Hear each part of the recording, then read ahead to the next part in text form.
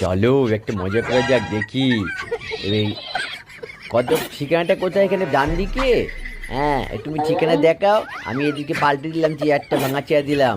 ও আচ্ছা, এই যে ডান দিকে যান দাদা, দেখি কাটা খেয়ে নি। ও এ বাপ রে বাপ রে বাপ, এ কি করে পড়লাম রে বাবা।